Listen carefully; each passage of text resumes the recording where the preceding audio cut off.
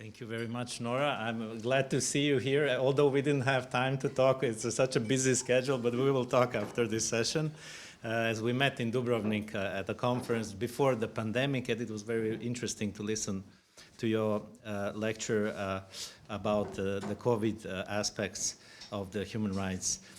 I will talk about Article 5, the right to liberty and security. When we talk about the right to liberty, we can talk about this right in the broader sense. We usually talk in the literature, about personal freedom, but the personal freedom is a broader aspect. It talks about civil and political rights in general, so other rights such as freedom of expression, freedom of assembly, freedom, including personal liberty, are all personal freedoms.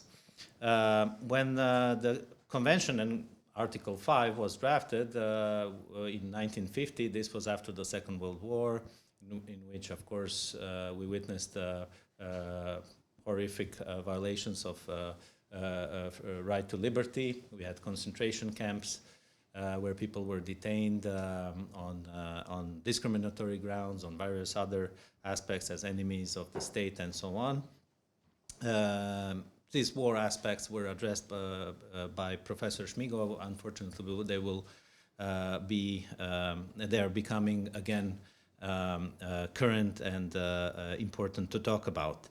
Some of the aspects also, what was interesting that was mentioned by Justice Pasholai this morning, he talked about alcoholics who are also is the definition, as perceived by the European Court of Human Rights. So the measures, the detention of alcoholics include intoxicated persons, not necessarily persons with clinical aspects. And some of the wording generally in the Article 5 is a bit outdated. We have, for example, also people with unsound mind, which is a kind of a derogatory terms for people with mental disabilities. This is something we use nowadays, so the unsound mind is a bit insulting. We also have vagrants, so like people who are homeless and walking on streets. So this is also a bit controversial, and this is something we should be debated. And there is a very little case law actually on these vagrants in terms of Article 5. So I will talk about some of the most important aspects, some most controversial, let's say, topics concerning Article 5. Since 1950, I should say that there was only one amendment, let's say, that in terms of protocols. So in Protocol 4, we have prohibition of imprisonment for debt. So people who didn't pay their debts could not, with the ratification of these protocols, could not be imprisoned anymore. Of course, this doesn't apply to fines in criminal and misdemeanor proceedings, which can be still changed to imprisonment. This was in 1963, and since then we didn't really have any change in terms of Article 5. The topics that I will cover first is also COVID-19, but not the aspects of vaccination, which Nora talked about. There was also in some countries, there were a lot of restrictions, the lockdowns, the home curfews, police watches, where people were unallowed to leave their homes for a certain time, especially old people, which we all wanted to protect. But they suffered a lot in some countries. They could not leave for several days, let's say, from home. They were prohibited from leaving their homes. And this is something that is still being decided by the European Court of Human Rights. And this will be a challenging aspect of Article 5 that should be addressed in near time. Detention of mental health patients or people with unsound mind under the convention is an old topic, but a very important topic. We know that there was a landmark case of Winterwerp versus Holland versus the Netherlands, which really changed the whole legislation throughout all Europe concerning people with mental disabilities. I should remind that Mr. Winterwerp was detained in a psychiatric hospital under the Dutch emergency procedure without the opportunity to be heard either during the initial decision or the renewals of the detention order. Back then, psychiatrists had the power to decide on detaining people with mental disabilities in a pretty large part of Europe, and this has changed with the standards introduced by the Winterberg decision that there should be an objective medical expertise that reliably shows a mental disorder, of course, and this disorder should be kind of degree warranting compulsory confinement. And the validity of continued confinement depends upon the persistence of such disorder. This means it should be checked on a periodical basis. Then we had, concerning persons with mental disabilities, a landmark case in the HL versus United Kingdom. The applicant was mentally incapacitated adult who was admitted to a psychiatric hospital as an informal patient because he did not resist admission, but then he wanted to leave, but he was not free to leave. And the court found a violation of Article 5 because his lack of legal capacity and the fact that he did not want to resist admission did not mean that his admission was later voluntarily. The next aspect that I will address is the issue of deprivation of liberty in health and social care settings. So as we have now more and more older people, our European society is getting older, and the issues with older people will be something that we will have to talk about, and their placement in social care institutions.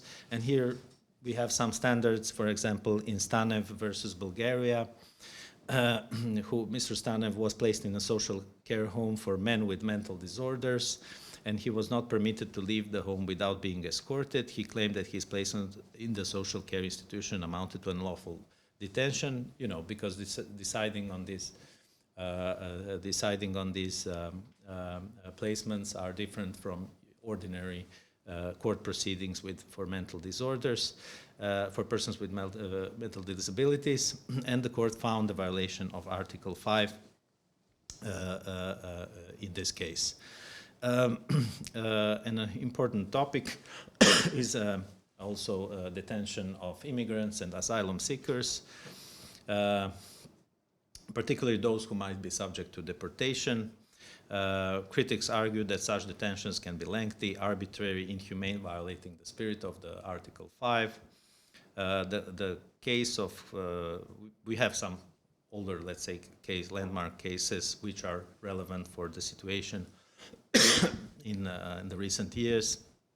Hlaifia and others versus Italy. The applicants in that case were Tunisian nationals who were intercepted by Italian authorities when they tried to reach Italy by boat during the 2011 North Africa crisis. They were detained for several days on Lampedusa Island and on ships in Palermo. They complained about their reception and detention conditions, the lack of information about their situation, and their collective expulsion to Tunisia. So the court, in this case, it was the Grand Chamber, found Italy in violation of several articles of the Convention. It held that the applicant's detention was arbitrary and lacked a legal basis concerning Article 5. Of course, they also did not have an effective remedy to contest their expulsion, so this was also a violation of Article 13 in conjunction with Article 4 of the Protocol 4. Another case concerning immigrants was IM versus France. IM was Iranian national who fled to France after alleging persecution in Iran due to his political activities. The French authorities rejected his asylum application and ordered, deportation back to Iran. IM complained that his deportation to Iran would expose him to the risk of torture and inhumane treatment in violation of Article 3, and that his detention in France pending deportation was arbitrary. However, in this case, the court did not find the violation of Article 5 because if you're deprived of liberty during the deportation proceedings, this is explicitly mentioned in Article 5, paragraph 1, subsection F. Concerning these proceedings, there is, under the law, countries can envisage deprivation of liberty. Another topic that has been very important since September 11th, terrorist attacks in New York, is terrorism-related preventive detention. And probably we had some cases, but I'll mention the most important one, Brogan and others versus UK, where the applicants were arrested and detained under the Prevention on Terrorism Act in the UK due to suspicions on being involved in terrorist activities. And they were held for periods between 4 to 6 days without being brought before a judge. And they allege violation of Article 5, which was found by the court, that even in the context of terrorism, detention of suspects for more than 4 days without judicial control fell outside of the strict constraints as to time permitted by Article 5. And there are more case law on these preventive detentions in terrorism cases. I should mention also one case that is concerning the preventive detention of dangerous perpetrators. There's this security measure called Sicherungsverwahrung, like a protective detention for those who commit a crime, but there is a view that they will commit violent crimes again, and this is not seen as a punishment, but just to protect the society. And in this context, there is an important case of M versus Germany, which was actually considering a retroactive application of such extended detentions, where there was found a violation of Article 5, which completely changed this law in Germany, also with the later intervention of their constitutional court, which defined that there should be treatment of these offenders, even though they have these psychopathic disorders, and it's not very likely that these treatments would be successful. However, such treatment should be possible in such detentions. Then Article 5 also allows for detention in the case of non-compliance with lawful orders, or to fulfill any obligation prescribed by law. So, for example, in Steele and others versus UK, the applicants were arrested and detained for taking part in peaceful protests, and they were subsequently convicted for breach of the peace.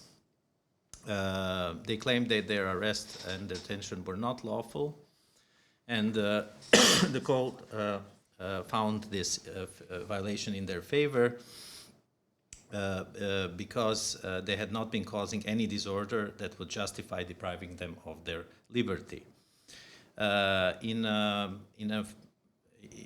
Regarding the football matches, and there are some countries have measures against football fans who are engaged in some violent activities to prevent them to attend these matches. So we had this Ostendorf versus Germany case where the applicant traveled from Bremen to Frankfurt with a group of football supporters, and he was kept in police custody for 4 hours before the match and was released 1 hour after the football match.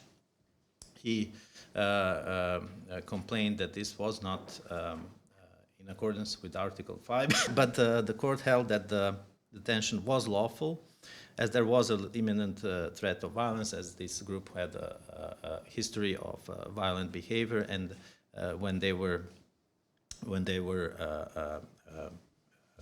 caught on the street towards on their way towards the football game, they seized a lot of objects, let's say, that could be used for some violent behavior in this football match. Duration of detention was another topic that was addressed frequently by the European Court of Human Rights. We had cases such as Labita versus Italy and Ilhov versus Bulgaria, where we had individuals in pre-trial detention for 5 years, which is an extremely long period. And of course, the court found, even though these cases were mafia and murder charge cases, but still the court found violation of Article 5. In Kudla versus Poland, the applicant was detained for 3 years and 1 month pending his trial for commercial fraud, and he claimed his pre-trial detention was in violation of Article 5 and that he didn't have an effective remedy in this case, and the court held that the state must always provide relevant and sufficient reasons for detention aside from the presumption of innocence. Moreover, national law must provide an effective remedy that can be used to contest ongoing detention, so he found these violations. And the last case that I will mention, as I'm losing my voice, Idalov versus Russia. The applicant was arrested on drug trafficking charges and detained also for nearly 3 years. And in that case, it's very interesting because the court found a violation, arguing that the national authorities should have applied alternative measures, such as preventive measures, like home curfew and so, to ensure his presence at the trial, but detention was not necessary, having in view that this was a drug trafficking charges and not some more serious violent crime. In the end, I should say that I'm glad I'm part of the session with 2 colleagues who will talk about human trafficking, as I'm leading a project on human trafficking. And I will end this part as one of the things that we talked about in this project is the fact when it comes for deprivation of liberty of victims of human trafficking by the perpetrators, so they are detained in their in some spaces while they're exploited. We don't have a good scheme of compensation for these victims, while Article 5 provides for compensation of persons who were unlawfully detained in violation of Article 5, and that it has to be effective. So one of the arguments in this project is that if defendants have this right for an effective compensation, victims of human trafficking should, or generally who are privately deprived of liberty, should have even more, and at least in the same scheme. Like if there's some minimum amount that is awarded per day, we in Croatia have 50 euro per day is a minimum amount that you get if you're unlawfully deprived of liberty. Then also the victims of human trafficking should automatically receive this amount, but this is something that we can talk about later. Thank you very much.